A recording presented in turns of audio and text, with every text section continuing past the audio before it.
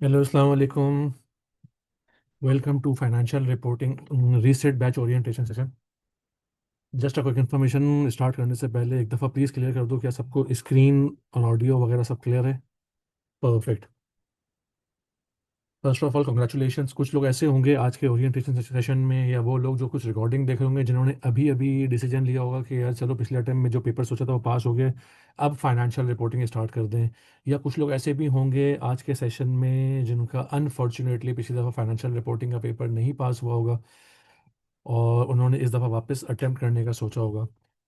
सो सबसे पहले तो वो तमाम लोग जिन्हों का पिछली दफ़ा पेपर नहीं निकला, please keep in mind this is just not the end of the world. ये प्रोफेशनल क्वालिफिकेशन है and fails are part of life ना। इसमें अगर आप फेल होगे तो ही सीखोगे। बहुत कम लोग दुनिया में ऐसे होंगे जो कि हम ये कहते हैं कि यार किसी प्रोफेशनल क्वालिफिकेशन में फेल नहीं होते। So we just don't want to lose hope. ज़िंदगी में ऑब्जेक्टिव्स क्लियर करने हैं कि यार पिछली दफ़ा फेल हो गए, उस किस वजह से फेल हुए, सबसे पहले अपनी मिस्टेक्स को आइडेंटिफाई करना है। जब तक हम अपनी मिस्टेक्स आइडेंटिफाई नहीं कर पाएंगे, जब तक हम अगला स्टेप करेक्टिव मेजर्स नहीं ले पाएंगे। सो आज के ओरिएंटेशन सेशन में हम बहुत टारगेट ओरिएंटेड चलते हैं और आज की बात उनके लिए ज़्यादा इंपॉर्टेंट है जिन्हें अनफॉर्चुनेटली लास्ट सेशन में दैट इज दिसंबर 2025 के सेटिंग में एफआर का पेपर पास नहीं हो पाया। लेकिन सबसे पहले एक बात याद रखनी है कि हमने हिम्मत नहीं हारनी। हमने आगे बहुत पॉजिटिव सोचना है। जब भी हमारा इंशाल्लाह मार्च 2026 सेशन जो होगा बहुत अच्छा निकलेगा। सबसे पहले फर्स्ट थिंग फर्स्ट, हमारे जहन में ये डेट होनी चाहिए जिसके लिए हमें तैयारी करनी है। ये समझ लो हमारे लिए जजमेंट डे है। हमें इस दिन की तैयारी करनी है, थर्सडे 5 मार्च 2026। आज है 22 जनवरी। अगर आज से इफेक्टिवली देखा जाए हमारे पास कितने दिन बाकी हैं? जनवरी के 8 दिन, फरवरी के 29 दिन, 28 9 and 8 37 डेज और मार्च के 4 दिन। तो तकरीबन 40 41 दिन हमारे पास बाकी हैं। आज के दिन हमें ये सोचना है, ये प्लान करना है कि हमने इस 40 दिन को किस तरह बेस्ट पॉसिबल वे में प्लान आउट करना है, ताकि जब हम 5 मार्च वाले दिन पहुंचें और एग्ज़ाम हॉल में जाएं तो हमारा कॉन्फिडेंस इसका हाई होना चाहिए। और जब एग्ज़ाम हॉल से बाहर निकलें तो हम इतने कॉन्फिडेंट हो कि अब कुछ भी हो जाए, इस दफ़ा एग्जामिनर मुझे फेल नहीं कर सकता। सबसे पहला टारगेट ये होना चाहिए कि तैयारी पूरी करनी है। सेकेंड टारगेट, किस तरह अपना पास सिक्योर करना है मुझे। So this is the day we must aim for, we must plan for. कुछ नंबर्स हैं तुम्हारे पास जो कि अगले 40 दिन में तुम्हें काम आएंगे। सबसे पहले मेरा नंबर है। सबसे पहले मेरा नंबर है व्हाट्सएप नंबर। इस पे मैं 24/7 अवेलेबल होता हूँ। ग्रुप पे भी यही नंबर एक्टिव है और पर्सनली मेरा यही नंबर एक्टिव होता है, जिसमें आपकी जो भी क्वेरीज हों, कुछ भी कंसर्न्स हों एफआर से रिलेटेड या एसी से क्वालिफिकेशन से रिलेटेड या आपकी कोई भी प्रोफेशनल जर्नी से रिलेटेड, तो अपनी क्वेरीज यहाँ पे आप रूट कर सकते हैं। अगला नंबर हमारी अपनी सपोर्ट टीम का है। जितने भी एडमिन रिलेटेड इश्यूज़ हैं, एडमिशन रिलेटेड इश्यूज़ हैं, या अगर आपने एडमिशन है, पोर्टल का कोई मसला है, तो आप इस नंबर पे कांटेक्ट कर सकते हैं। और और अगर एडमिशन रिलेटेड आप व्हाट्सएप पे कनेक्ट नहीं करना तो ये हमारी एक ईमेल है admissions@wifi.com, आप इस पे भी अपनी क्वेरीज को रूट कर सकते हैं। बिफोर वी मूव ऑन, कुछ लोग ऐसे हैं जो कि विफी के बारे में या मेरे बारे में नहीं जानते। सर, विफी एक अप्रूव्ड लर्निंग पार्टनर है एसीसीए का। और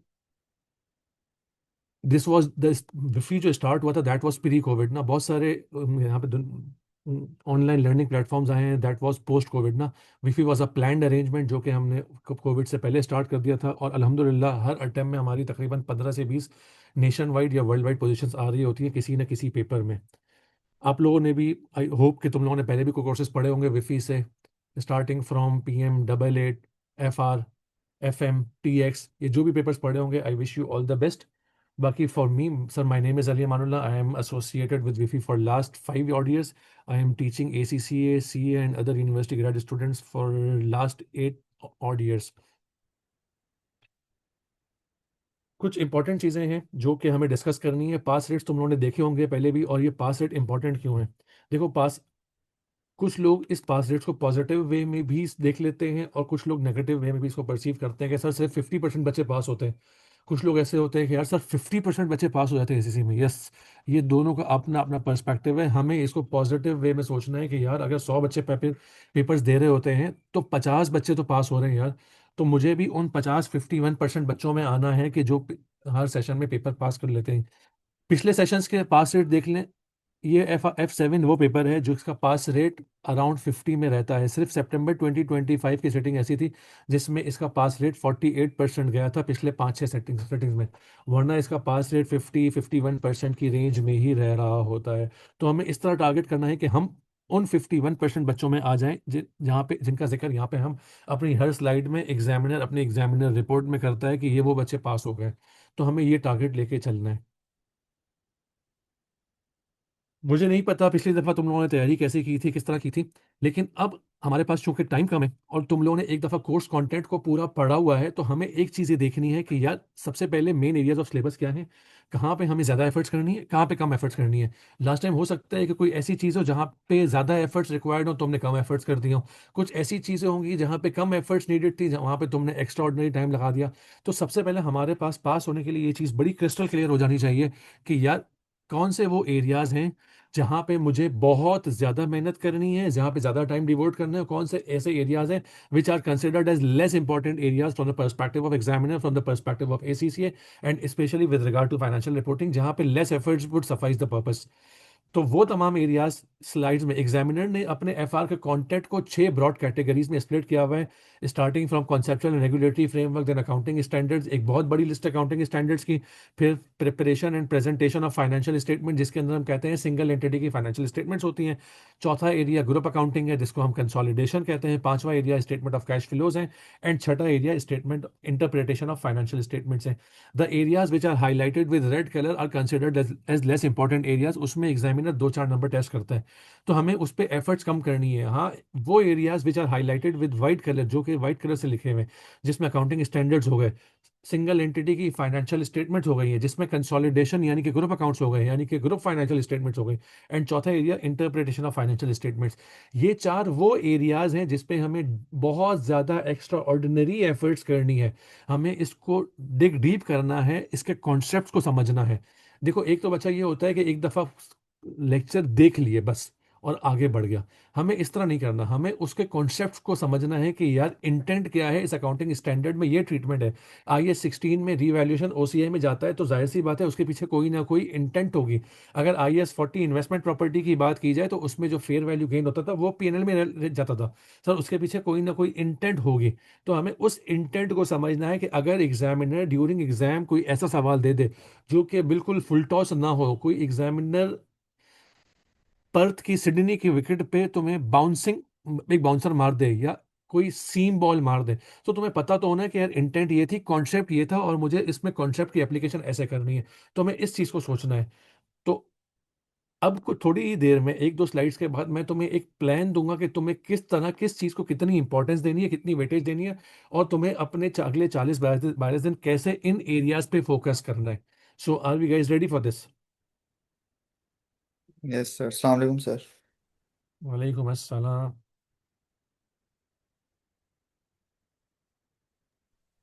सर ये वैसे अभी हमने वैसे आई वो करना है ये FARS 15, या ये अभी बेसिक आप वैसे रिसेंट बैच का बता रहे हैं? ओरिएंटेशन, आज ओरिएंटेशन सेशन है पूरा, और कुछ सवालात मैंने कराने हैं एक्सक्लूडिंग IFRS 15। तो वो आज की जो ओरिएंटेशन है वो 2 हिस्सों में स्प्लिट है। सबसे पहले हम कुछ रीसेट की ओरिएंटेशन को डिस्कस करेंगे क्विकली, और फिर वैसे कुछ सवालात करने हैं। सवालात करने का मकसद भी मेरा इसलिए है कि वो तमाम लोग जो रीसेट ओरिएंटेशन में आए हुए हैं वो एक दफ़ा ये भी देखें कि यार एग्जाम में सवाल सॉल्व कैसे करने हैं। मेजोरिटी ऑफ द टाइम ऐसा होता है कि यार स्टूडेंट के कॉन्सेप्ट बड़े क्लियर होते हैं, हर चीज़ बड़ी क्लियर होती है, लेकिन एग्जाम में वो सवाल को सही तरीके से कर नहीं पाता। तो मेरी कोशिश आज ये है कि एटलीस्ट मैं 2 से 3 क्वेश्चंस तुम लोगों को सेक्शन B के कराऊं, ताकि तुम्हें पता चल जाए कि यार एग्जाम अप्रोच में तो कोई फर्क नहीं था तुम्हारा।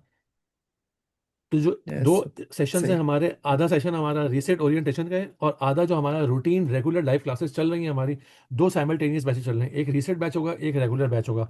तो रेगुलर बैच की क्लास को भी मैंने रीसेट ओरिएंटेशन के साथ मर्ज कर दिया कि उसमें कुछ सवालात मैंने कराने हैं, ताकि वो तमाम लोग जो यूट्यूब पे रीसेट ओरिएंटेशन बाद में रिकॉर्डेड कंटेंट देखें, जो आज रीसेट ओरिएंटेशन लाइव देख रहे हैं, वो भी देखें कि यार एग्जाम में सवाल को अटेम्प्ट कैसे करना है। This is the main trick to pass your FR exam, कि एग्जाम में पेपर क्वेश्चन अटेम्प्ट कैसे करना होता है।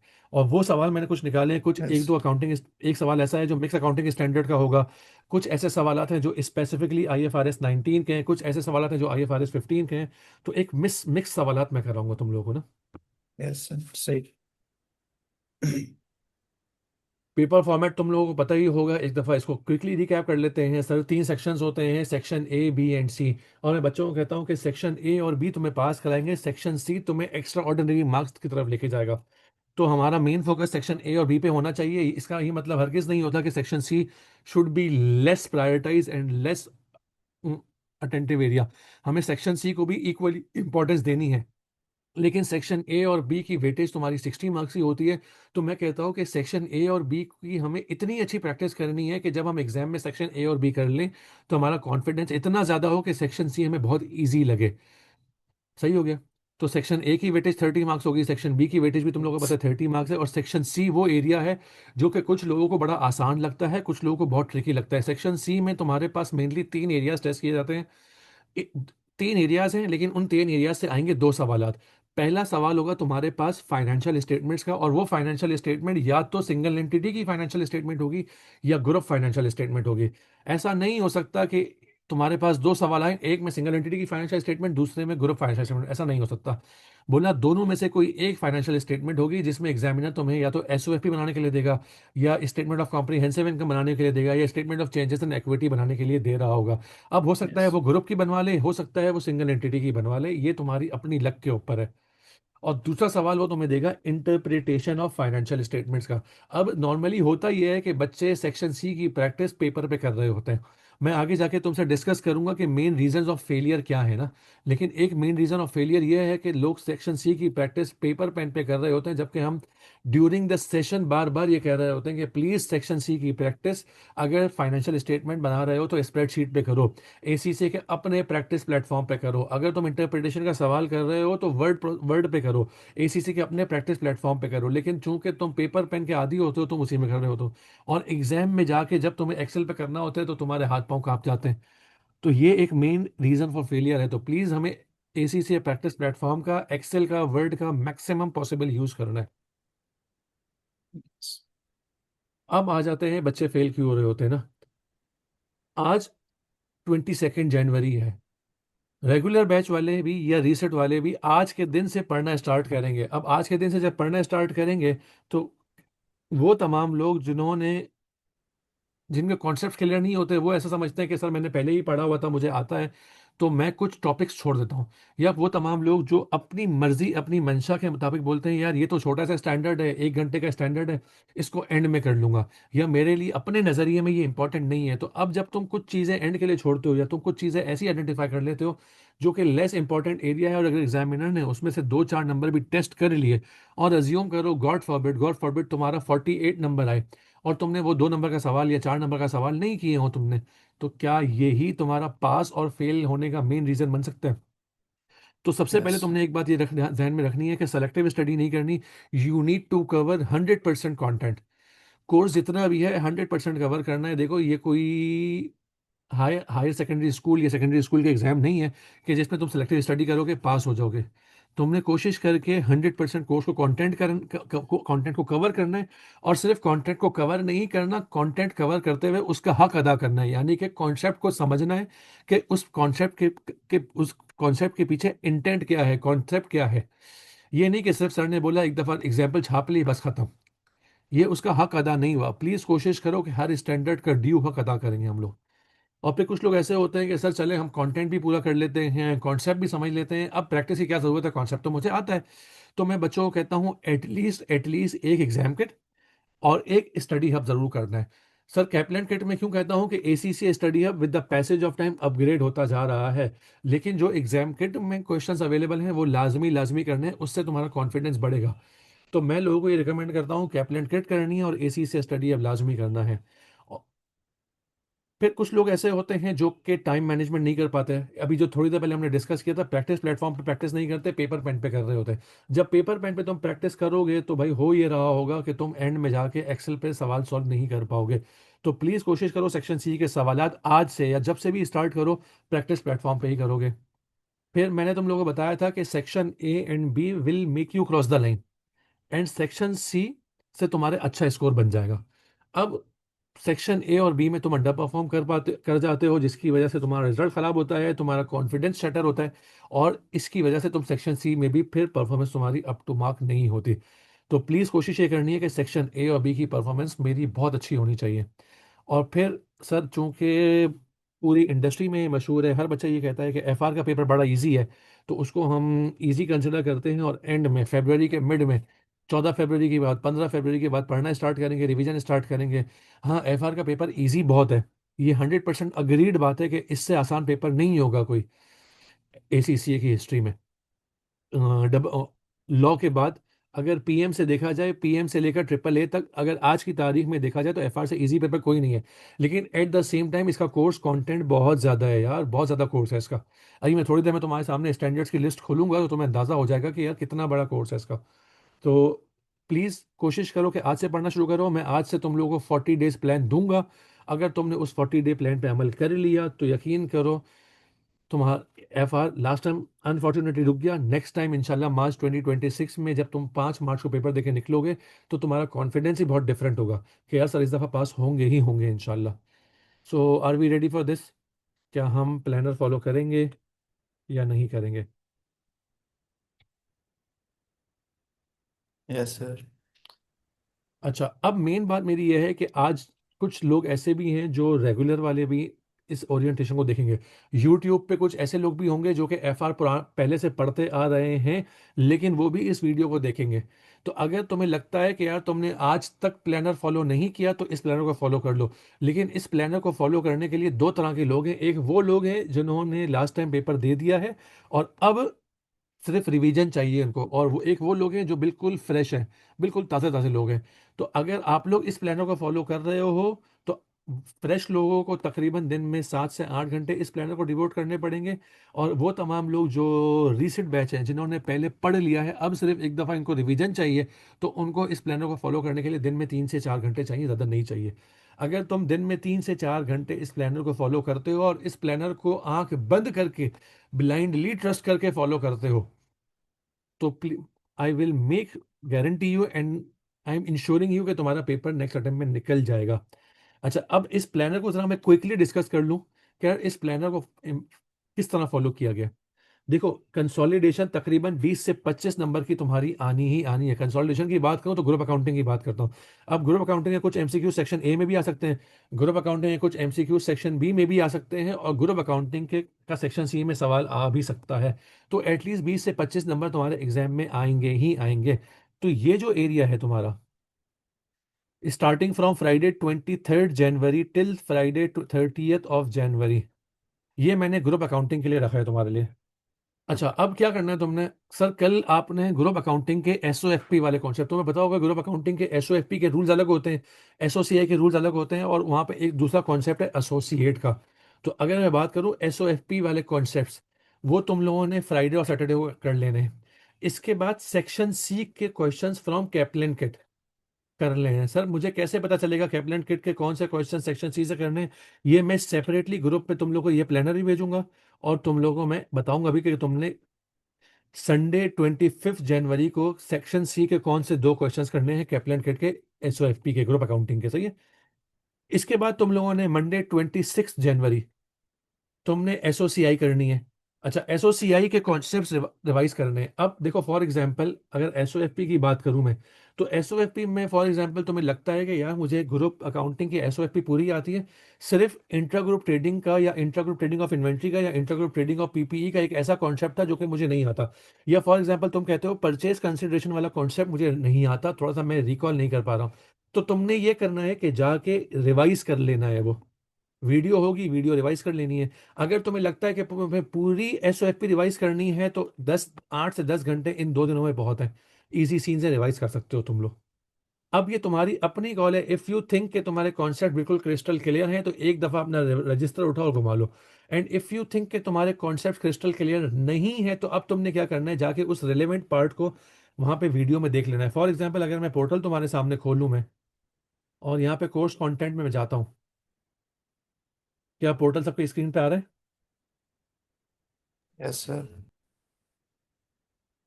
और यहाँ पे तुम कंसोलिडेशन वाले एरिया पे जाते हो और तुम बोलते हो कि यार मेरा परचेज कंसिडरेशन वाला एरिया है जो कि मुझे नहीं आता, तो तुम यहाँ पे परचेज कंसिडरेशन वाली वीडियो देख लो। अगर तुम कहते हो तुम्हें इंट्रा ग्रुप ट्रेडिंग नहीं आती, तो तुम यहाँ पे इंट्रा ग्रुप ट्रेडिंग वाली बात देख लो। अगर तुम्हें कहते हो इंट्रा ग्रुप ट्रेडिंग और पीपी नहीं आती, तो तुम यहाँ पे इंट्रा ग्रुप ट्रेडिंग और पीपी वाली वीडियो देख लो। And we have made sure कि यार कोई भी वीडियो 10-15 मिनट से ऊपर की ना हो। इससे होगा ये कि यार तुम्हारा इंटरेस्ट डेवलप रहेगा हर छोटे छोटे कॉन्सेप्ट को विद इलस्ट्रेशन। कॉन्सेप्ट की वीडियो अलग है, इलस्ट्रेशन की वीडियो अलग है। अगर तुमने इंट्राग्रुप ट्रेडिंग और पीपी की देखना है, तो कॉन्सेप्ट की वीडियो 8-10 मिनट की होगी, 7-8 मिनट की वीडियो उसकी इलस्ट्रेशन की होगी, तो तुमने जाके वो एरिया देख लिया। Now you are the better जज कि यार तुम्हें क्या करना है। इफ यू थिंक कि तुम्हें पूरी कंसोलिडेशन रिवाइज करनी है, तो 8 से 10 घंटे में एसओएफपी के सारे कॉन्सेप्ट रिवाइज हो जाएंगे। इफ यू थिंक कोई स्पेसिफिक एरिया है जो आई नीड टू रिवाइज, तो जाके वो एरिया रिवाइज कर लो, तुम बेहतर जज हो अब। तो ये कोई भी टीचर तुम्हें बेस्ट अप्रोच नहीं बताएगा। हर किसी की अप्रोच कंटिंजेंट होगी, that is dependent on your need and on your desire. फिर तुम लोग संडे को एसओएफपी के 2 प्रैक्टिस क्वेश्चंस करोगे सेक्शन सी के कैप्लन किट से। ये मैं ग्रुप पे बता दूंगा कौन कौन से क्वेश्चंस करने। फिर तुम मंडे को एसओसीआई, चूंकि एसओएफपी से रिलेटेड है, तो एक दिन में तुम्हारे पूरे कॉन्सेप्ट रिवाइज हो जाएंगे। और फिर तुम वेडनेसडे को एसओ सॉरी ट्यूसडे को एसओसीआई के 2 कॉन्सेप्ट रिवाइज कर 2 क्वेश्चंस प्रैक्टिस करोगे। फिर वेडनेसडे को तुम एसोसिएट का कॉन्सेप्ट रिवाइज करोगे, और थर्सडे और फ्राइडे को जो एसओएफपी या कंसोलिडेशन के जो भी रिमेनिंग क्वेश्चंस बाकी हैं वो करके खत्म कर दोगे। 30th of January तक तुम अपने 25% मार्क्स सिक्योर कर चुके होगे, इफ एंड ओनली इफ कि तुमने कॉन्सेप्ट रिवाइज कर लिए हैं, प्लस तुमने सेक्शन सी के क्वेश्चंस कर लिए हैं। यहां पे मैं एक और बात लिख देता हूं, plus section B and B questions from Kaplan kit and study hub. सही है। अगर तुमने ये वाली बात पूरी फॉलो कर ली, तो फ्राइडे को तुम बोलोगे कि यार मेरा कंसोलिडेशन इस पैक्ट खत्म, मैं सब कर चुका हूं अभी। इसके बाद सैटरडे 31st जनवरी से तुमने आ जाना है दूसरे important area, that is accounting standards की तरफ। अगर मैं ये बात करूं तो अब क्या ग्रुप अकाउंटिंग हो गई हमारी? जी सर, हो गई। अब आ जाते हैं हम अकाउंटिंग स्टैंडर्ड्स की तरफ। सैटरडे 31st जनवरी तुमने 2 अकाउंटिंग स्टैंडर्ड्स कवर करने, IS 16 और IS 40। अब कवर कैसे करने, उसके लेक्चर रिवाइज कर लेने हैं, अगर तुम्हें लगता है कि यार लेक्चर देखने की जरूरत है। इफ यू थिंक यार मुझे मेरे कॉन्सेप्ट बिल्कुल क्लियर है, तो अपना रजिस्टर निकालो पुराना वाला जहाँ पे तुमने नोटिंग की हुई है, वहां से चीजें रिवाइज करो, और सेक्शन ए के ACC स्टडी और कैप्लन किट से क्वेश्चंस कर लेने। सर, आपने सेक्शन बी की तरफ नहीं जाना जब तक मैं ना बोलूं। ये प्लानर आपको खुद बताएगा आपने सेक्शन बी के क्वेश्चंस कब करने। Once you are done with IS 16, तो आप IS 16 के कैप्लन किट और ACC स्टडी हब के सेक्शन के क्वेश्चंस करोगे। Once you are done with IS 40, तो आपने IS 40 के कैप्लन किट से और स्टडी हब से सेक्शन के क्वेश्चंस कवर कर लेने। सर, स्टडी हब में तो क्वेश्चंस मार्क्ड है कि सेक्शन के क्वेश्चंस ये वाले हैं, लेकिन कैप्लन किट में क्वेश्चंस मार्क्ड नहीं है कि IS 16 के कॉन्सेप्ट क्वेश्चंस कौन से हैं, IS 40 के क्वेश्चंस कौन से हैं। तो मैं तुम लोग को ये वाली एक शीट भी दूंगा कि ये क्वेश्चन नंबर है कैप्लन किट का, जो मोस्ट रिसेंट कैप्लन किट है। ये क्वेश्चन नंबर है, ये इस टॉपिक से रिलेटेड है, IS 16 से। क्वेश्चन नंबर 2 IS 16 से। क्वेश्चन नंबर 13 IS 40 से। तो मैं ये तुम लोगों को पूरी शीट दूंगा। अब जाहिर सी बात है, तुम लोगों को क्वेश्चन सॉल्व करने में हो सकता है कुछ प्रॉब्लम फेस आए करो, कि यार इस क्वेश्चन में ये वाली ट्रीटमेंट एग्जामिनर ने की हुई है, ये मुझे समझ नहीं आ रही। तो उसको उस क्वेरी को सॉल्व करने के 2 तरीके हैं। या तो उस क्वेश्चन की रिकॉर्डिंग जाके पोर्टल पे अवेलेबल है, वो देख लो। Majority of the questions from ACCA study hub and Kaplan Kit are available on as recorded content on your practice platform. सही है। चाहे वो सेक्शन ए के हो, चाहे सेक्शन बी के हो, चाहे कैप्लन किट के हो, चाहे स्टडी हब के हो, वो तुम्हारा रिकॉर्डेड कंटेंट तुम्हारे LMS पे अवेलेबल होगा। लेकिन तुम्हें लगता है कि यार यार मैं जाके वो रिकॉर्डिंग देखूं, इट्स टाइम कंज्यूमिंग, तो तुम्हारे पास एक और फैसिलिटी भी है कि यार उस क्वेश्चन का स्क्रीनशॉट ले लो, ग्रुप पे भेजो और अपना वॉइस नोट भेज दो कि सर ये सवाल है, इसमें ये ट्रीटमेंट, इस चीज़ की ट्रीटमेंट समझ नहीं आ रही। तो मैं और मेरी पूरी टीम ग्रुप पे एक्टिव होती है, आपको विद इन एन आवर और सो हम उस क्वेरी को रिस्पॉन्ड कर दिया करेंगे। अक्सर बच्चे क्या कर रहे होते हैं कि सर लाइव क्लास का वेट कर रहे होते हैं कि यार अगली लाइव क्लास में हम ये सर से सवालात कर लेंगे। तो इससे होगा ये कि यार अगली लाइव क्लास में तुमने चीज़ें 10 नोट की हैं, 5 सवाल 6 सवाल तुमने किए, और 4 क्वेरीज तुम्हारी अनएड्रेस रहेंगी क्योंकि तुमने पूछी नहीं, याद ही नहीं थी तुम्हें, या टाइम खत्म हो गया। फिर तुमने सोचा उससे अगली में पूछ जाऊंगा, उससे अगली में तुमने कुछ और पूछ लिया। तो हो सकता है कि तुम्हारी कोई क्वेरी अनआंसर्ड रह गई हो, अनरिजॉल्व रह गई हो। तो मैं बच्चों को हमेशा ये कहता हूं कि अगर तुम रिकॉर्डेड लेक्चर नहीं देख रहे या रिकॉर्डेड क्वेश्चंस नहीं देख रहे हो, तो तुमने ये करना है कि क्वेश्चन सॉल्व करते हुए जो भी क्वेरी हो उसी पर व्हाट्सएप कर दो। एटलीस्ट व्हाट्सएप कर दोगे तो वो क्वेरी ऑन रिकॉर्ड आ जाएगी, और हम कोशिश करके हर क्वेरी को रिस्पॉन्ड कर दिया करते हैं, तो तुम्हारी कोई भी क्वेरी अनआंसर्ड नहीं रहेगी। तो प्लीज कोशिश करना कि कोई भी क्वेरी अनआंसर्ड ना रखना, व्हाट्सएप पे फौरन फौरन पूछते रहना। फिर तुम लोगों ने इसी तरह अकाउंटिंग स्टैंडर्ड्स कवर करने हैं। यहां तक ये वाला एरिया तुम्हारा नॉन करंट एसेट का एरिया है।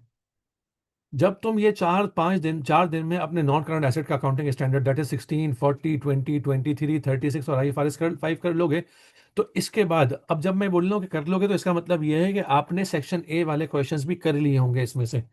फिर तुमने करना यह है कि आखिरी दिन that would be of 4 February तुमने इन एरियाज के सेक्शन बी के क्वेश्चंस कर लेने from study hub and Kaplan kit. Once again sir, Kaplan kit में आइडेंटिफाइड नहीं होता कि इसके सेक्शन बी के क्वेश्चंस कौन से हैं, तो मैं तुम लोगों को एक और शीट दूंगा जिसमें क्वेश्चन का नाम होगा, क्वेश्चन का नंबर होगा और टॉपिक लिखा होगा कौन से अकाउंटिंग स्टैंडर्ड्स के हैं। 16 के हैं, 36 के हैं, 40 के हैं, तो तुम यहाँ से कर सकते हो। तो ये भी मैं तुम्हें दूंगा।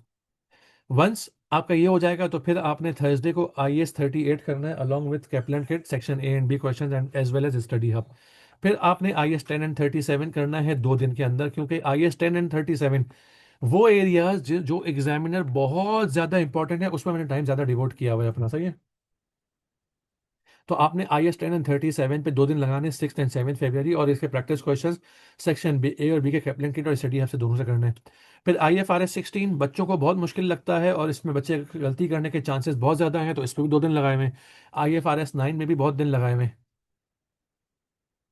फिर अब IFRS 15 एक दिन में कवर हो जाता है, इजी सीन्स है, ये आपने 12 फरवरी को कवर करना है।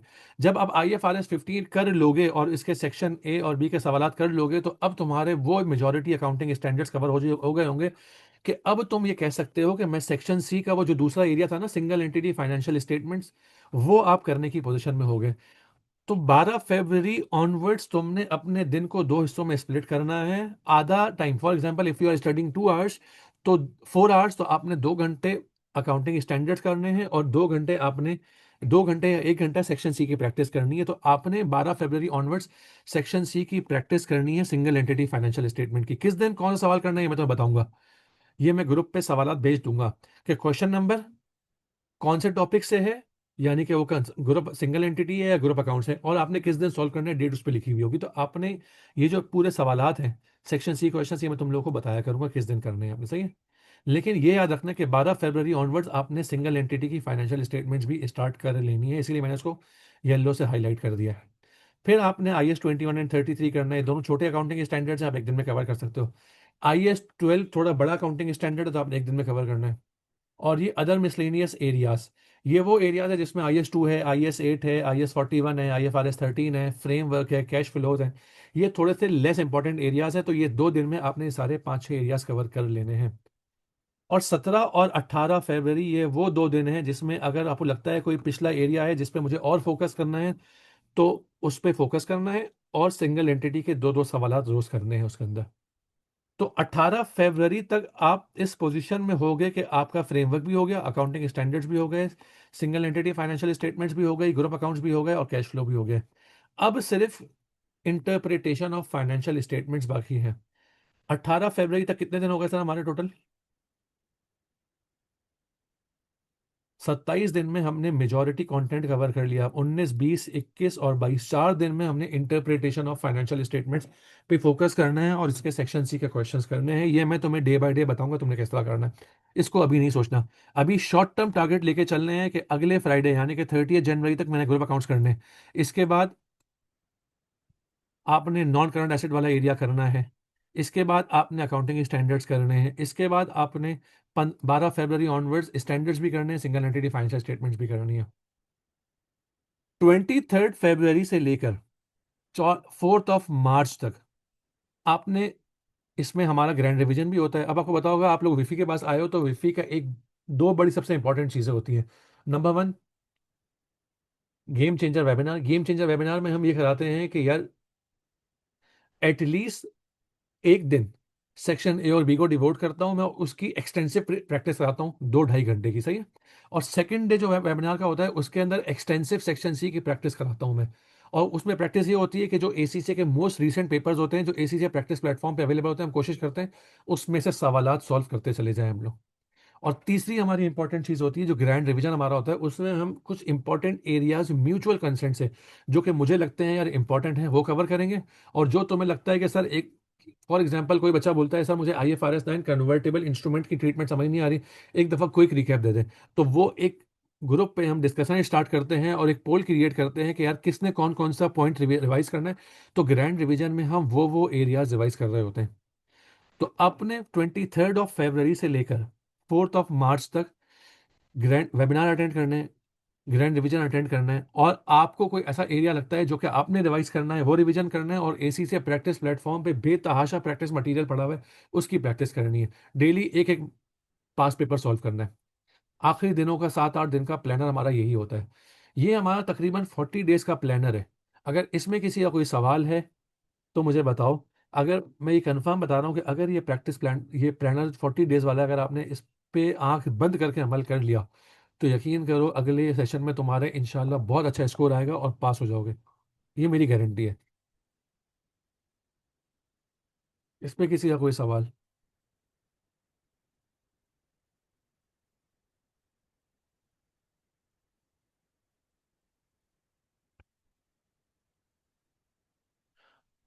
जी बिल्कुल, मैं ये वाले प्लानर ग्रुप पे भी शेयर करूंगा। और जो मैंने सेक्शन ए की प्लानिंग बोली है कि कैप्लन किट का कौन सा क्वेश्चन किस टॉपिक से पर्टेन करता है, सेक्शन बी का कौन सा क्वेश्चन किस टॉपिक से पर्टेन करता है, वो शीट भी ग्रुप पे भेजूंगा। जी सेक्शन सी वाली भी इंशाल्लाह मैं ग्रुप पे भेज दूंगा कि सेक्शन सी का कौन सा क्वेश्चन किस दिन करना है, वो भी इंशाल्लाह ग्रुप पे आ जाएगा।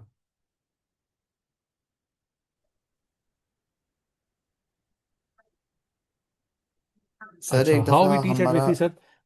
यस, जी जी दोस्त। चलें सर, करवा लें आप, एक मिनट बताता हूँ। अच्छा, how we teach at Vifi sir, Vifi पे खाली रिकॉर्डेड कंटेंट नहीं है। आप लोग चूंकि रिसेट ओरिएंटेशन है, हमारा रेगुलर बैच आप लोग बताओगा साथ चल रहा है, तो रेगुलर बैच में सिर्फ हम रिकॉर्डेड कंटेंट, या आप लोगों को भी रिकॉर्डेड कंटेंट नहीं दे रहे, हम लाइव क्लासेस की भी फैसिलिटी आपको देंगे। अच्छा, उन लाइव क्लासेस में क्या होता है सर, उन लाइव क्लासेस में जो हमारी रूटीन चल रहा होता है वो होता है। और उसमें हम हर वीक में एक दिन मिलते हैं और उसमें 1 सवा घंटे की लाइव क्लास होती है और उसमें हम शदीद प्रैक्टिस कर रहे होते हैं। जैसे आज अभी इसी ओरिएंटेशन सेशन के बाद जो हमारी रेगुलर क्लास है, जो कि इसी कंटिन्यूटी में चलेगी, उसमें हम 2 से 3 क्वेश्चंस, नॉर्मली हम 4 से 5 क्वेश्चन लाइव क्लास में कर रहे होते हैं, लेकिन चूंकि अब थोड़ा कम टाइम रहता है तो एटलीस्ट हम 2 से 3 सवालात करते हैं हर लाइव सेशन में। और इनिशियली हम सेक्शन बी से स्टार्ट करते हैं और एंड में कुछ लाइव क्लासेस में हम सेक्शन सी के क्वेश्चंस लाइव कर रहे होते हैं। मोस्ट प्रोबेबली जो हमारी अगली लाइव क्लास है, मतलब डेट तो फिक्स है, नेक्स्ट थर्सडे को होगी और वो 29 जनवरी होगी। उस लाइव क्लास का एजेंडा हमारा ये होगा कि हमने IFRS 15 के सेक्शन बी के क्वेश्चंस करने होंगे और सेक्शन सी के 1 से 2 सवालात सिंगल एंटिटी की फाइनेंशियल स्टेटमेंट्स के मैं वो लाइव क्लास में कराऊंगा। तो you all are more than welcome to attend those live classes. तो हमारा सिर्फ रिकॉर्डेड कंटेंट नहीं है सर, लाइव क्लासेस भी हैं। और जो लाइव क्लास में पढ़ते हैं या जो रिकॉर्डेड कंटेंट है उसके ई नोट्स भी अवेलेबल हैं। और मोस्ट इंपॉर्टेंटली सर, जो आखिरी के 8 से 9 दिन आपको बताएं, उसमें हमारा गेम चेंजर वेबिनार भी होता है, ग्रैंड रिवीजन भी होता है, एंड सबसे इंपॉर्टेंटली जो बच्चों के पास और फेल होने की मेन वजह बनता है, दैट इज मॉक एग्जाम। वो तमाम लोग, पास ट्रेंड तो ये कहता है कि वो तमाम लोग जो कि मॉक अटेम्प्ट करते हैं वो पास हो जाते हैं, वो तमाम लोग जो मॉक अटेम्प्ट नहीं करते वो अनफॉर्चुनेटली पास नहीं हो पाते। सो माय रिक्वेस्ट इज कि तुम लोगों ने सब ने मॉक अटेम्प्ट करना है और अपने मॉक को मार्क करवाना है। और उस मॉक के बाद हमारा एक मॉक डीब्रीफ भी होता है, जिसके अंदर हम एक बेसिक ओवरव्यू दे रहे होते हैं किस बच्चे ने क्या गलती की है, तो उसको भी प्लीज़ लाजमी लाजमी अटेंड करना है। एंड सबसे इंपॉर्टेंट बात, जो हमारा ग्रुप है वो बहुत ज़्यादा एक्टिव होता है कि आपकी क्वेरीज ऑन एंड ऑफ चल रही होती हैं। इनिशियली बच्चे नहीं पढ़ रहे होते, क्वेरीज नहीं कर रहे होते, बट आखिरी महीना जो कि अब फरवरी स्टार्ट होगा तो बच्चों की बेतहाशा क्वेरीज आ रही होती हैं। तो क्वेरीज को एड्रेस करने के लिए सिर्फ मैं अवेलेबल नहीं होता, हमारी पूरी टीम है। सर मेरे पास 2 TAs हैं जो कि आपकी क्वेरीज को अलोंग साइड मी एड्रेस कर रहे होते हैं, क्योंकि जाहिर सी बात है एट टाइम ऐसा होता है कि आपकी क्वेरी एक ऐसे टाइम पे आई जब मैं दूसरी क्लास में हूँ या ऑफिस में हूँ, क्योंकि एक फुल टाइम जॉब भी चल रही होती है हमारी। तो एट टाइम्स मैं साथ टाइम नहीं दे पा रहा होता, क्वेरीज को फौरन फौरन आंसर नहीं कर रहा होता, मैं शाम में देख लेता हूँ ग्रुप को या जब मुझे मौका मिलता है मीटिंग से फ्री होकर देख लेता हूँ। तो जो हमारे TAs हैं वो आपको रूटीन में क्वेरीज का रिस्पॉन्ड कर रहे होंगे। This is how we teach at विफी।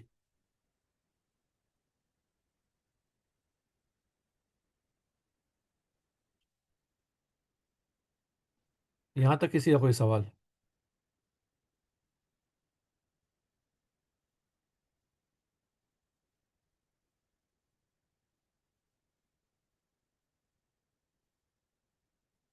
मुझे बता दीजिए जो मुझे कॉल करेगा ना उस।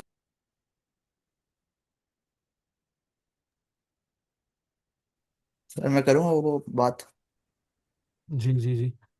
सर वो हमारा जो वीकली प्लान है, डेली वीकली, सर उसमें वो जो सवाल आता है CR, बड़ा रेशो वाला, सर उसका जी उसमें कहाँ बताया हुआ नहीं है कि वो हमने कब से कब करना है।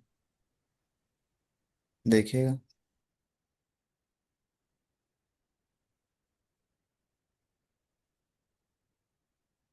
ये रहा interpretation.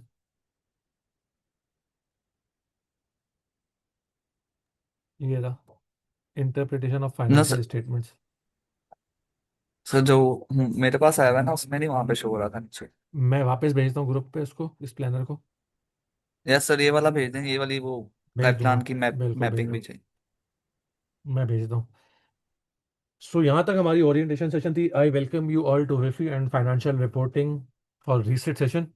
I wish you all the very best for your upcoming March 2026 session. इंशाल्लाह जब मार्च का पेपर देके निकलोगे तो एक बहुत ही डिफरेंट सोच के साथ आप लोग निकलोगे, एंड इंशाल्लाह पास होके निकलोगे इंशाल्लाह ताला। Now moving towards second part of today session, that is practice. हमें कुछ क्वेश्चंस की प्रैक्टिस करनी है जस्ट टू आइडेंटिफाई कि यार एग्जाम में सवालात कैसे करने होते हैं। खाली इन दोनों चीज़ों को मर्ज करने का मकसद ये था कि वो तमाम लोग जिनका अनफॉर्चुनेटली लास्ट सेशन में पेपर नहीं निकल पाया, तो एटलीस्ट ये देख लो कि ऐसा तो नहीं है कि यार तुम लोग सवालात को सही तरीके से जिस तरह अटेम्प्ट करने चाहिए उस तरह नहीं कर पा रहे थे। तो उस तरफ मूव करते हैं ज़रा।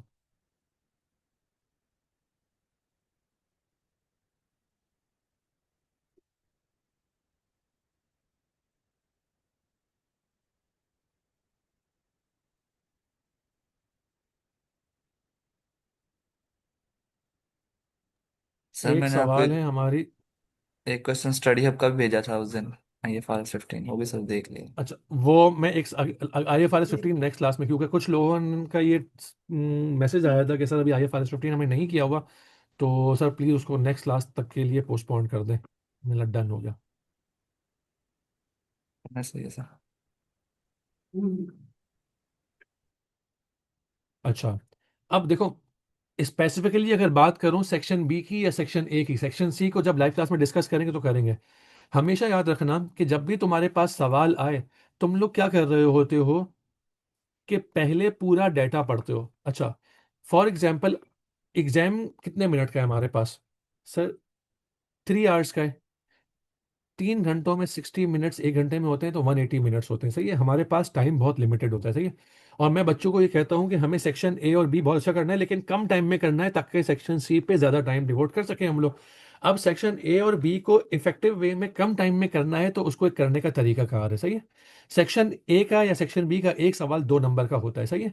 अगर 2 नंबर की बात की जाए तो 1 मिनट के लिए हमारे पास होता है, 1 नंबर के लिए हमारे पास होते हैं 1.8 मिनट्स। तो 2 मिनट, 2 मार्क्स के लिए हमारे पास हो गए 3.6 मिनट्स। आप लोग कर क्या रहे होते हो? पहले पूरा डाटा पढ़ा। सही है। पूरे डाटा को पढ़ने के बाद आपने पढ़ी क्वेश्चन की रिक्वायरमेंट। क्वेश्चन की रिक्वायरमेंट पढ़ने के बाद आपको याद ही नहीं था कि सर यार डाटा में चीज़ें क्या क्या अवेलेबल थी। तो अब फिर आप डाटा वापस पढ़ रहे होते हो। तो मैं बच्चों को ये कहता हूं कि पहले रिक्वायरमेंट पढ़ लो। रिक्वायरमेंट सोचो किस अकाउंटिंग स्टैंडर्ड से रिलेट कर रही होगी, और फिर जाके डाटा पढ़ो और डाटा में से कुछ अपनी काम की चीजें एक्सट्रैक्ट कर लो। This is the way to approach section A and B question. सही है। जैसे फॉर एग्जांपल, ये जो एरिया है हमारे पास,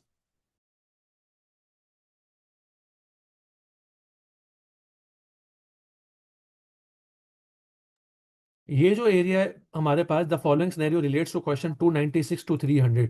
सबसे पहले आपने डाटा में ईयर एंड डेट आइडेंटिफाई करनी है। देखो, डेट्स बड़ी इंपॉर्टेंट होती हैं।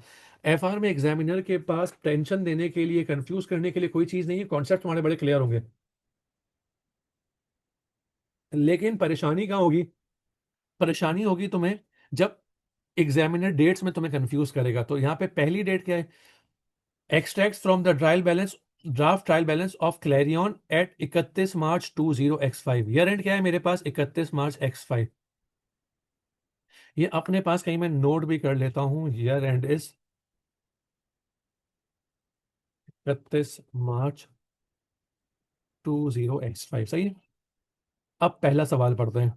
What is the finance cost to be charge to the statement of profit or loss for the year ended 31st March 20x5 in respect of loan notes। बोला कोई loan notes होंगे तुम्हारे पास, बोला बताओ उसकी कितनी फाइनेंस कॉस्ट 31 मार्च 2005 में charge करोगे। जैसे ही ये सवाल पड़ा, फौरन तुमने सोचा कि यार, अपने माइंड को घुमाया फिराया कि यार लोन नोट्स फाइनेंस कॉस्ट कहाँ पड़ा था, फौरन तुम चले गए IFRS 9 में। अब IFRS 9 में तुम्हें पता है लोन नोट्स और फाइनेंस कॉस्ट का ताल्लुक फाइनेंशियल लाइबिलिटी से होगा। तो अब जाके तुमने सवाल में देखा कोई ऐसी चीज है या नहीं है। बोला इक्विटी शेयर तुम्हारे पास शेयर कैपिटल होता है 8% लोन नोट्स। क्या ये तुम्हें लग रहे हैं? जी सर लग रहे हैं। 8% लोन नोट्स तुम्हारे पास ट्रायल बैलेंस में कितने आ रहे हैं सर? ये आ रहे हैं 20,000 रुपये, $20,000 के। 3 जीरो कटा रहा हूं मैं, सही है। अभी सब में हर वैल्यू में एग्जाम में 3 जीरो कटा दूंगा मैं भी। अब इसके बारे में सवाल पढ़ते हैं। On 1 October 20x4 Clarion made a 1 for 4 bonus issue of equity shares. बोला हमने 1 for 4 बोनस इशू किया हुआ है। इसका ताल्लुक लोन नोट से नहीं है। क्या अगले पॉइंट का ताल्लुक लोन नोट से? पढ़ते हैं। ऑन 1 अप्रैल 20x4, यानी साल खत्म होने से पूरे एक साल पहले, हमारा ईयर एंड हो रहा है 31 मार्च x5। ये बात हो रही है 1 अप्रैल 20x4 यानी करंट ईयर के बिल्कुल पहले पहले दिन की। Clarion issue $20 million loan notes. बोला हमने इशू किए हुए।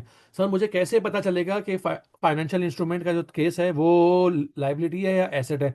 अगर सवाल में वर्ड लिखा हुआ हो इशूड, तो हम कहेंगे लाइबिलिटी का केस है। सवाल में वर्ड लिखा हुआ हो परचेज, सब्सक्राइब या एक्वायर्ड, तो हम कहेंगे फाइनेंशियल एसेट का केस है। और यहाँ पे मुझे पता है फाइनेंस कॉस्ट है, फाइनेंस कॉस्ट इज एक्सपेंस, और एक्सपेंस हमेशा लाइबिलिटी के अगेंस्ट में अराइज होता है।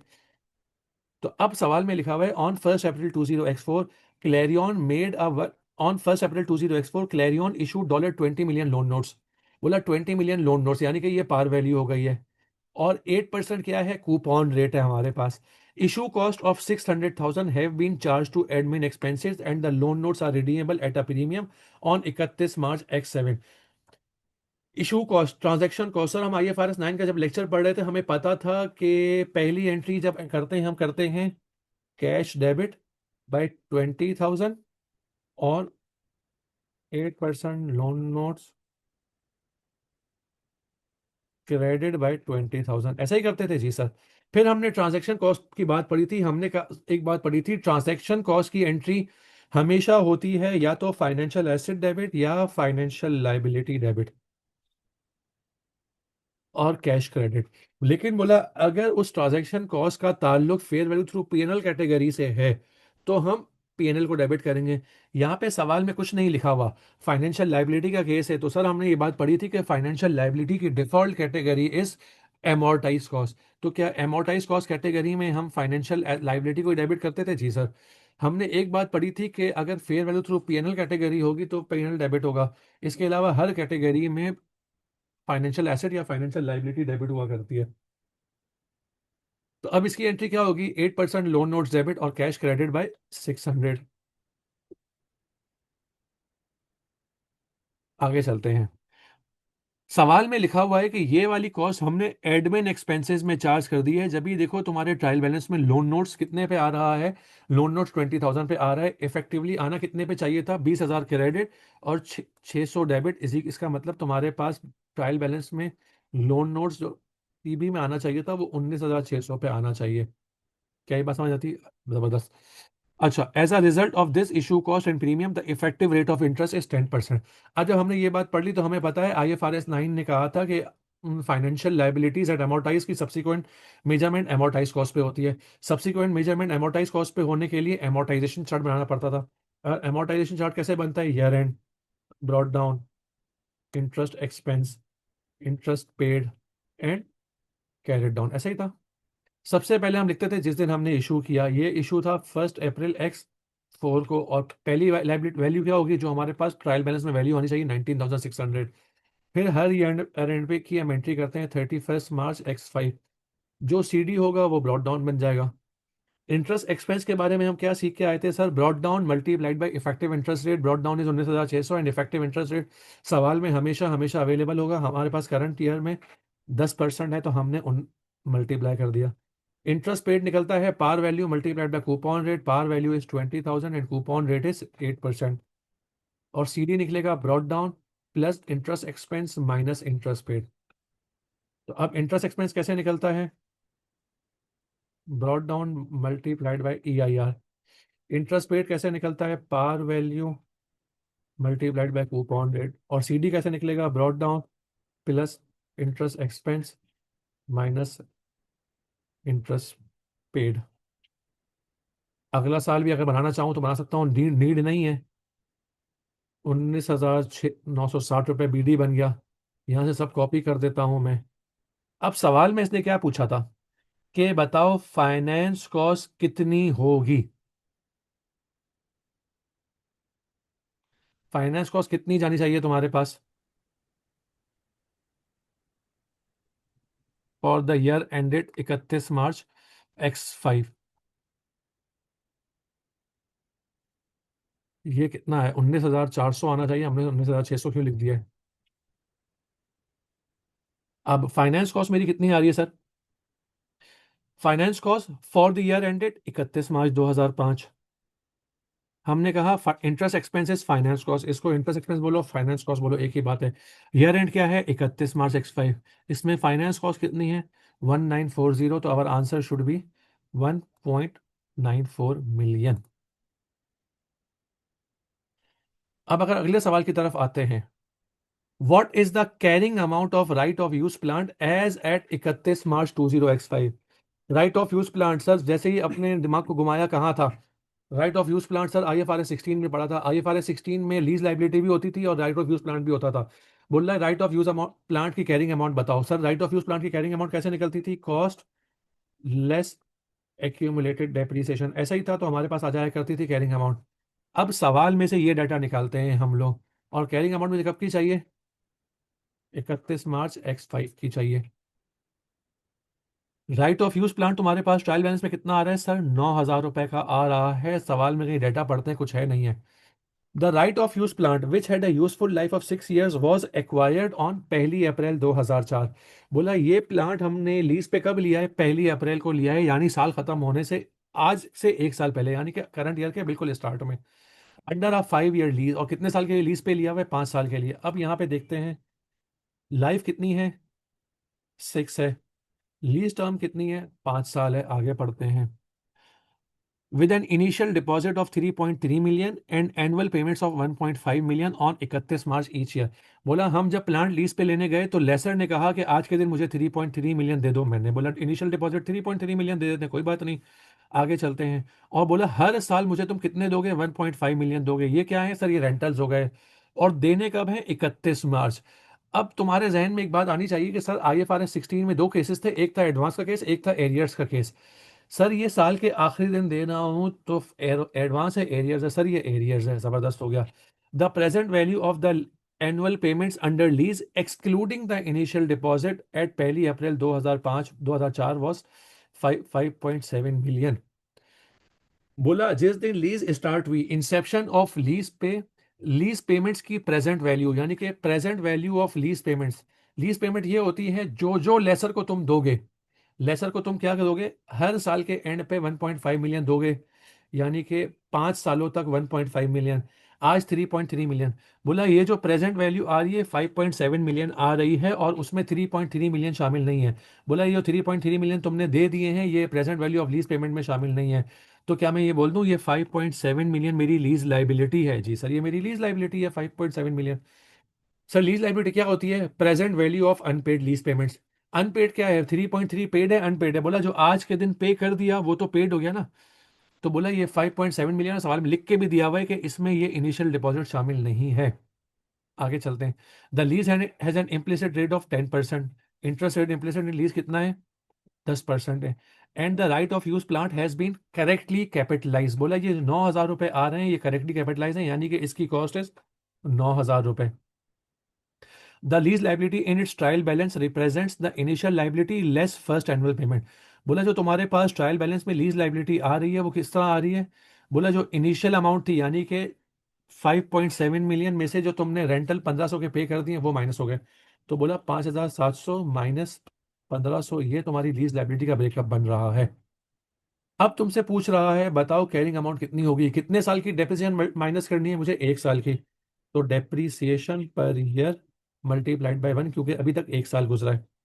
डेप्रीसिएशन पर ईयर कैलकुलेट करने के लिए तुम्हें पता है कि हमें चाहिए होता था कॉस्ट डिवाइडेड बाय लाइफ और लीज टर्म।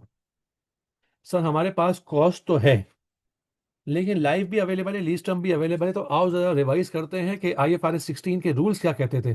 सर 3 बातें थी उसके अंदर, सवाल में लिखा हुआ था कि अगर एसेट तुम्हारे नाम पे ट्रांसफर हो जाए तो तुम लाइफ पे डेप्रिशिएट करोगे। फिर अगली बात लिखी थी कि अगर एसेट तुम्हारे नाम पे ट्रांसफर नहीं हो रहा तो देखो क्या तुम्हारे पास बार्गेन परचेज ऑप्शन है या नहीं है। बार्गेन परचेज ऑप्शन है and it is probable that you will exercise the option, तो फिर लाइफ पे करोगे। लेकिन अगर तुम्हारे पास बार्गेन परचेज ऑप्शन है and it is probable that you will not exercise the option, तो तुम लोअर ऑफ लाइफ या लीज टर्म पे करोगे। सर यहाँ पे एसेट हमारे नाम पे ट्रांसफर भी नहीं हो रहा, बार क्योंकि लिखा हुआ नहीं है, बार्गेन परचेज ऑप्शन का भी जिक्र नहीं है। फिर तीसरी बात ये थी कि अगर तुम्हारे नाम पे ट्रांसफर नहीं हो रहा है, बार्गेन परचेज ऑप्शन भी नहीं है, तो फिर तुम लोअर ऑफ लाइफ या लीज टर्म पे डेप्रिशिएट करोगे। तो बताओ लाइफ और लीज टर्म में से लोअर क्या है सर। लीज टर्म में तो हम उसको 5 पे डेप्रिशिएट करेंगे, तो 9000 को हम 5 से डिवाइड कर देते हैं तो डेप्रिसिएशन पर ईयर कितनी आ रही है, 1800। तो मेरे पास कैरिंग अमाउंट कितनी हो गई है, 7000, 7.2। अब मैंने हर वैल्यू में से 3 जीरो कटा दिए थे तो इसमें भी कटा दिए, तो मेरा आंसर क्या होगा, सिर्फ और सिर्फ 7.7200, 7200। अब कुछ बच्चे गलती ये करते हैं, यहाँ पे पूरा 7.2 लिख देते हैं, कैसे। सर बच्चे यहाँ पे जब 3 जीरो कटा दिए ना तो इसमें से भी 3 जीरो कटा देते हैं और आंसर 7.2 लिखते हैं।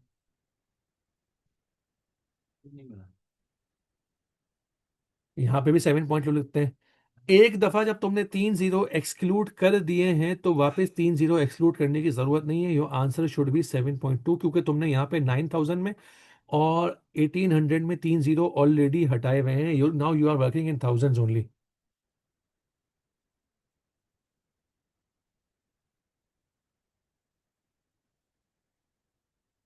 क्या यहाँ तक क्लियर है बात, आगे चलते हैं। जबरदस्त। What is the non current liability as at 31 March 2005 in respect of lease. अब जैसे ही इसने तुमसे नॉन करंट लाइबिलिटी पूछी, तुम्हारे जहन में IFRS 16 subsequent measurement of lease liability आ जाना चाहिए। And subsequent measurement of lease liability का क्या सीन था, हम इसको बनाते थे lease amortisation chart, and lease amortisation chart में हम करते थे payment date, brought down, interest expense, rentals, CRP and carried down. अच्छा, पेमेंट स्टार्टिंग क्या होगी सर, जिस दिन हम लीज में एंटर हुए हैं, लीज में हम एंटर हुए थे 1 अप्रैल X4 को, और जो लीज लाइबिलिटी की वैल्यू थी जो उसके सवाल में हमारे पास 5700 थी वो लिख देनी है हम लोगों ने, सही है। फिर हर ईयर एंड पे 31 मार्च X5, जो ब्रॉड डाउन होगा, जो कैरेट डाउन होगा वो तुम्हारा ब्रॉड डाउन बन जाएगा। इंटरेस्ट एक्सपेंस कैसे निकलेगा, brought down multiplied bye interest rate implicit in lease, and सवाल में interest rate implicit in lease is 10%। Rentals तुम्हारे पास कितने हैं, 1500 हर ईयर। CRP कितना आया तुम्हारे पास, rentals minus interest expense, and carried down कितना आया, brought down minus CRP। 31 March X5 को तुम्हारी लाइबिलिटी कितनी है, 4770, and this is your total liability. ऐसा ही है। इसने तुमसे टोटल लाइबिलिटी नहीं पूछी, इसने तुमसे पूछी है नॉन करंट लाइबिलिटी।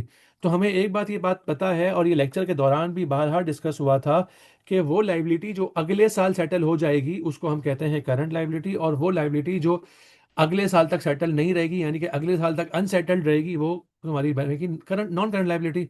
तो हमने कहा था ऐसे केस में हम हमेशा एक लाइन आगे चले जाते हैं, 1 साल आगे चले जाते हैं। अब ब्रॉड डाउन कितना बनेगा, 4770, interest expenses once again 10%, rentals is 1500, CRP is 1023, and carried down is 3740। ये total liability at 31 March X5 है, एंड 3747 की total liability at 31 March X6 है। अब बोला 31 मार्च X5 को जो टोटल लाइबिलिटी थी 4770 की, उसमें से 1023 will be settled during the year ended 31 March X6। तो क्या मैं बोल दूं, ये current liability at 31 March X5, and this is non current liability at 31 March. और करंट और नॉन करंट को जब मैं प्लस कर देता हूं, करंट लाइबिलिटी कितनी है एट 31 मार्च X5, और नॉन करंट लाइबिलिटी, बोला करंट लाइबिलिटी 31 मार्च X5 को थी 1023, नॉन करंट लाइबिलिटी थी 3747। तो ये total liability at 31 March X5, क्या ये इससे मैच हो गई 4770? अब इसका जवाब क्या है हमारे पास? 3747 is our answer. Non current liability at 31 March X5 is 3747। अगला सवाल करते हैं। What is the income tax expense in the statement of profit और loss for the year ended 31 March X5? Income tax expense कैसे निकलता था sir? Lecture में बारहा देखा होगा तुमने कि मैंने कहा था कॉन्सेप्ट समझ लिए, लेकिन एक होता है कॉन्सेप्चुअल रट्टा। और कॉन्सेप्चुअल रट्टा क्या था? हमने कहा था कि हम एक समरी बना ली थी हम लोगों ने इनकम टैक्स एक्सपेंस की, और वो क्या थी? करंट टैक्स, करंट ईयर, फिर अंडर या अगर ओवर हो तो minus provision of prior year. फिर हम किया करते थे इंक्रीज या decrease in defer tax liability. तो तुम्हारे पास आ जाता था tax expense for the year. और increase and decrease in defer tax liability के लिए हम कहते थे डीटीएल का कैरेट डाउन, लेस किया करते थे डीटीएल का ब्रॉड डाउन। तो तुम्हारे पास आ जाता करता था इंक्रीज या decrease in DTL less taken to RR. उसमें से हम कुछ रीवैल्यूएशन रिजर्व से किया करते थे, कुछ इंक्रीज हमारे पास आया करता था रीवैल्यूएशन गेन की वजह से। तो हम किया करते थे नेट टेकन टू पीएनएल। अब सवाल पढ़ते हैं। अब provision for current tax for the year ended 31 March 20X5 is 3.5 million. Current tax current year कितना हो गया? 3500 हो गया। एट 31 मार्च 20X5, साल के आखिरी दिन, the tax base of Clarion's net assets were 12 million less than their carrying amount. बोला टैक्स बेस कम है, कैरिंग अमाउंट ज्यादा है। इसका मतलब टैक्स वालों ने तुम्हें आज के दिन एक्स्ट्रा डेप्रिसिएशन अलाउ कर दी है, जब भी टैक्स बेस कम हो गई है। जब आज के दिन एक्स्ट्रा डेप्रिसिएशन अलाउ कर रहा है, तो फ्यूचर में कम डेप्रिसिएशन अलाउ करेगा। तो बताओ ये जो डिफरेंस है टैक्सेबल टेम्परेरी डिफरेंस है या डिडक्टेबल? सोचने का तरीका डिटेल हमने बताया था तुम्हें, लेक्चर में डिस्कस हुआ था। तो चूंकि टैक्स वाले ने आज ज्यादा अलाउ कर दिए, कम फ्यूचर में कम अलाउ करेगा, तो हमने कहा कि फ्यूचर के टैक्सेबल प्रॉफिट्स बढ़ जाएंगे। जब फ्यूचर के टैक्सेबल प्रॉफिट्स बढ़ जाएंगे तो ये टैक्सेबल टेम्परेरी डिफरेंस हो गया, and this taxable temporary difference results in deferred tax liability. कितना है टैक्सेबल टेम्परेरी डिफरेंस हमारे पास? 12,000 का। और टैक्स का रेट कितना है? 25%। तो डेफर्ड टैक्स लाइबिलिटी का कैरेट डाउन इज 3,000। सवाल में डेफर्ड टैक्स लाइबिलिटी का ब्रॉड डाउन कितना अवेलेबल है सर? 2700। तो इंक्रीज कितना हो रहा है सर? 300 से डेफर्ड टैक्स इंक्रीज हो रहा है। और रीवैल्यूएशन रिजर्व की कोई बात नहीं लिखी, तो हम ये अज्यूम करेंगे कुछ भी नहीं जा रहा, पूरा का पूरा पीएनएल में जा रहा है। तो 300 पीएनएल में गया। अंडर या ओवर प्रोविजन के बारे में भी सवाल खामोश है, तो हमने कहा tax expense for the year मेरा कितना हो गया? 3800। अब वंस अगेन यहाँ पे 3.8 नहीं लिखेंगे, और 38000000, यानी कि 3.8 मिलियन भी नहीं लिखेंगे।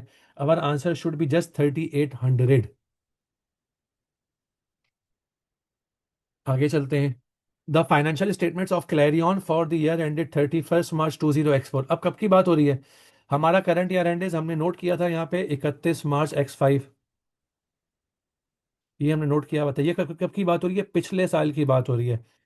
बोला पिछले साल का EPS showed an earnings per share of 45 cents.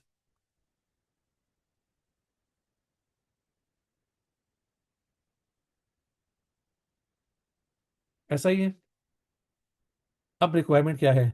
What is the comparative earnings per share figure for 2004 to be shown in the financial statements of Clarion for the year ended 31 March 2005। अब year and है।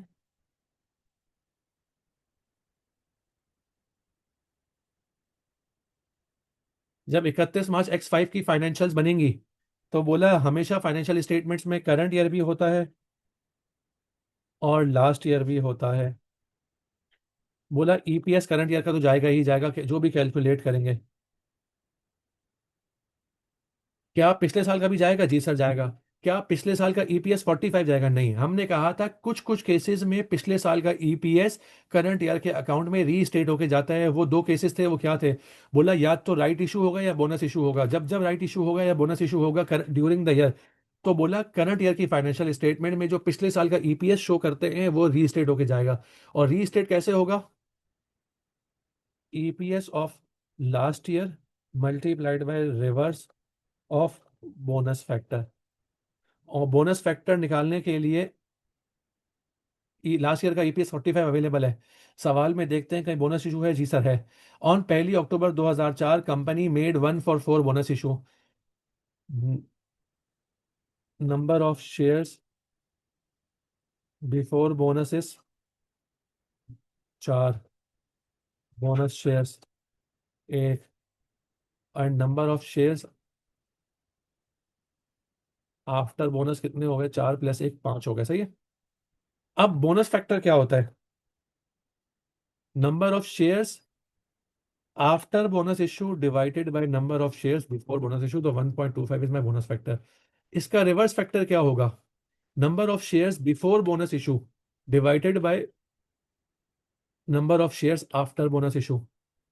तो बोला पिछले साल का EPS is 45 multiplied by reverse of bonus factor. Reverse of bonus factor क्या होता है? Number of shares before bonus issue that is 4 divided by number of shares after bonus issue that is 5।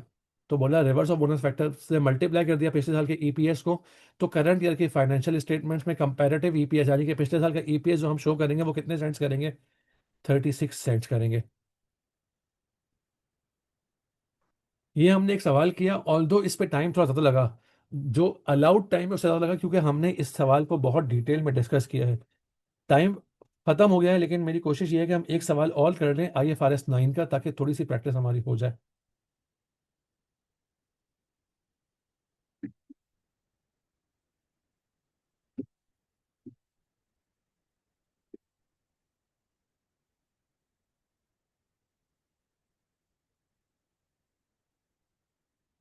सवाल: the following scenario relates to question 311 to 315। सही है। ये scenario सवाल पढ़ने जा रहे हैं हम लोग। वंस अगेन सर, हम पहले क्वेश्चंस पढ़ेंगे और उसके बाद डाटा की जरूरत होगी तो पढ़ेंगे, क्योंकि होता यह है कभी कभी कुछ सवाल थ्योरी के भी होते हैं जिसमें डाटा पढ़ने की नीड ही नहीं होती। तो अब इसलिए हमें कुछ करना है।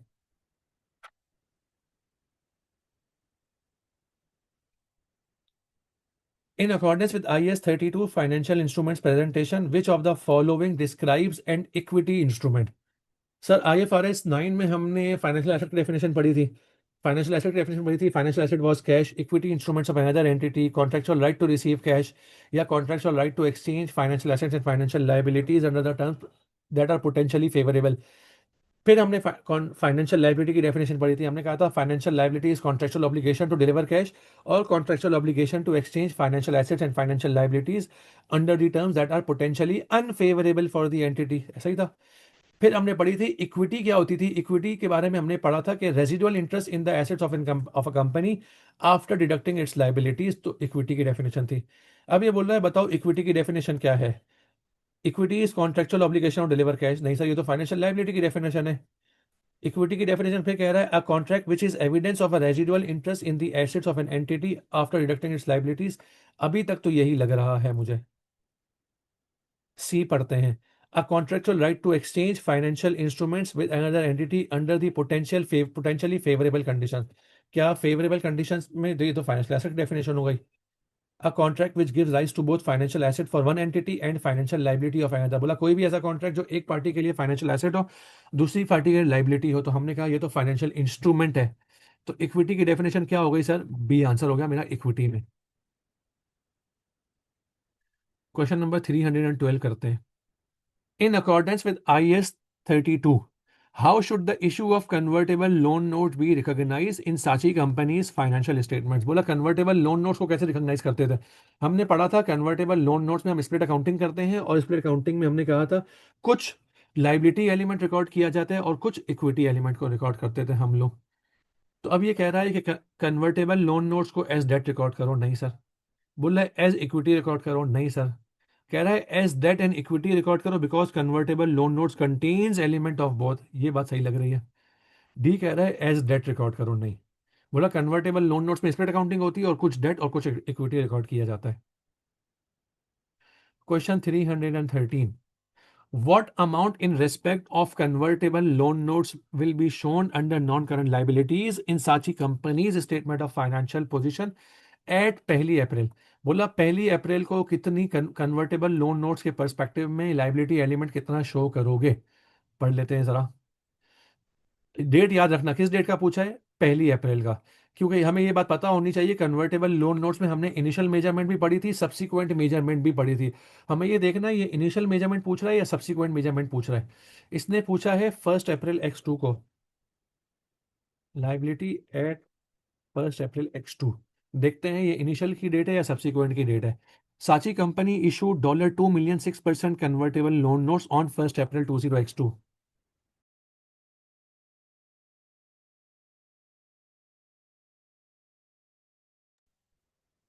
अब बोला 1 अप्रैल को तुमने 2 मिलियन के कन्वर्टेबल लोन नोट्स इशू किए, इसका मतलब ये 1 अप्रैल को इशू हुए हैं और इसने रिक्वायरमेंट भी 1 अप्रैल की दी है। इसका मतलब बोल रहा है इनिशियल मेजरमेंट में बता दो लाइबिलिटी एलिमेंट कितना आएगा। और ये बात हमने पढ़ी थी कि इनिशियल मेजरमेंट में एंट्री होती है कैश डेबिट, लाइबिलिटी क्रेडिट और इक्विटी क्रेडिट। कैश कितने से एक्चुअली रिसीव, कितना कैश है सर, 2 मिलियन का कैश है। लाइबिलिटी की हम करते थे वर्किंग और इक्विटी होती थी balancing figure.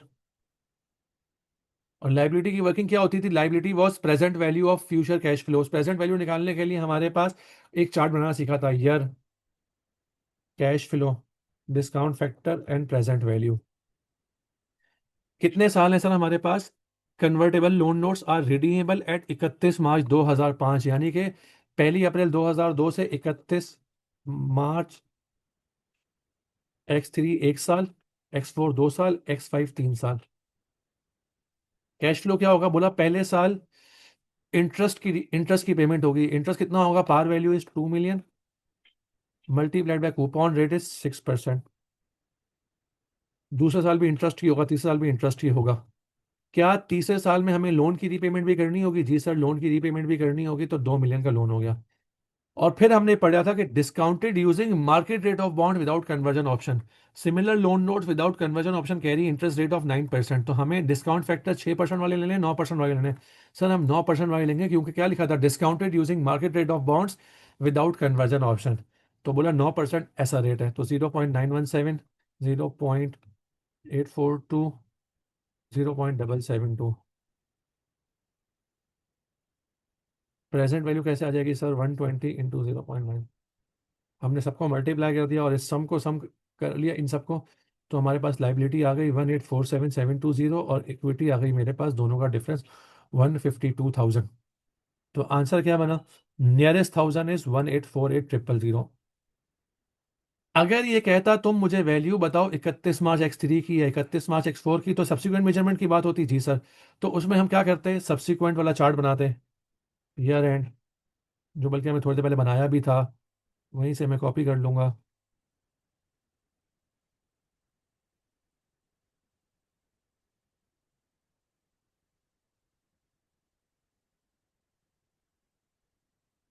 Year and is 30। पहली डेट क्या होगी, जिस दिन हमने इशू किया, 1 अप्रैल X2। कितने पे इशू किया, लाइबिलिटी कितनी है मेरी, 1847720। फिर 31 मार्च X3 X4 and X5। Once again देखो, ये रिक्वायरमेंट नहीं है, सिर्फ समझा रहा हूं कि अगर सब्सिक्वेंट आ जाए तो क्या करेंगे। जो CD बनेगा वो ब्रॉड डाउन बन जाएगा। इंटरेस्ट एक्सपेंस कैसे निकलेगा, brought down multiplied bye market rate कितना है हमारे पास सवाल में, 9%। इंटरेस्ट पेड कितना होगा, par value is 2 million multiplied by coupon rate is 6%, तो 1,20,000। कैरेट डाउन कितना आ गया, brought down plus interest expense minus interest paid. सही हो गया। तो अगर ये पूछता बताओ लाइबिलिटी एलिमेंट एट 31 मार्च X3, तो हमारा आंसर होता 1894। अगर ये पूछता लाइबिलिटी एलिमेंट एट 31 मार्च 20X4, 1944। अगर ये पूछता liability element eight 31 March X5, हमारा आंसर होता 2 मिलियन। क्या यहाँ तक सवाल क्लियर है।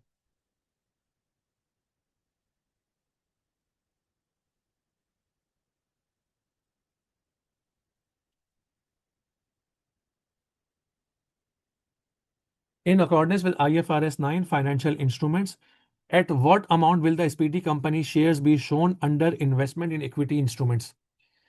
अब बोला IFRS 9 में इक्विटी इंस्ट्रूमेंट किस वैल्यू पे शो होते हैं सर? हमने पढ़ा था कि इक्विटी इंस्ट्रूमेंट फाइनेंशियल एसेट होते हैं और साल के आखिरी दिन financial assets equity financial asset fair value पे रिकॉर्ड किए जाते हैं। अब पढ़ते हैं जरा। On 1st April 2023, Saatchi company purchased 50,000 equity shares in SPD company at $1.4 per share। बोला हमने 1 अप्रैल 2003 को 50,000 शेयर्स खरीदे और एक शेयर खरीदा $4 का। इनकरिंग ट्रांजैक्शन कॉस्ट ऑफ 4,000, और उस पर ट्रांजैक्शन कॉस्ट कितनी लगी? 4,000 लगी। The intention is to hold shares for trading, और हमारी इंटेंशन क्या है? ट्रेडिंग नियत के लिए रखेंगे। इसका मतलब कौन सी कैटेगरी हो गई? Equity financial asset at fair value through PnL. By 31 March 2004 the shares are trading at $7 per share. साल के आखिरी दिन ये शेयर कितने पे हो गए? $7 पे। तो बताओ साल के आखिरी दिन की फेयर वैल्यू इज 7, और ऐसे मेरे पास 50,000 शेयर्स हैं, तो साल के आखिरी दिन these shares must be carried at 350,000।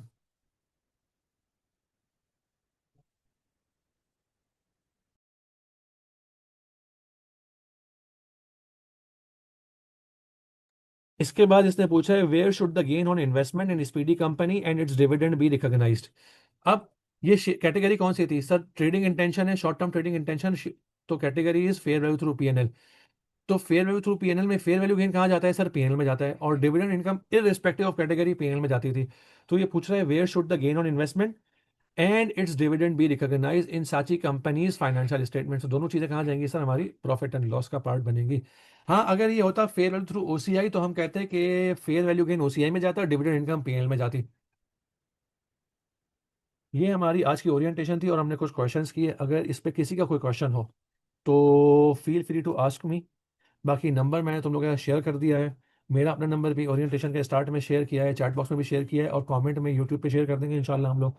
और एडमिन का अकेडमिक्स का नंबर भी शेयर किया हुआ है। कोई भी क्वेरी हो just feel free to drop us a WhatsApp. Once again I welcome you all to financial reporting reset batch. I wish you all the very best for your upcoming exam. मैं planner भी इंशाल्लाह group पे share करता हूँ, और next live class जो कि same time पे होगी हमारी, नेक्स्ट थर्सडे को मिलते हैं इंशाल्लाह। Till then God bless you, अल्लाह हाफिज़।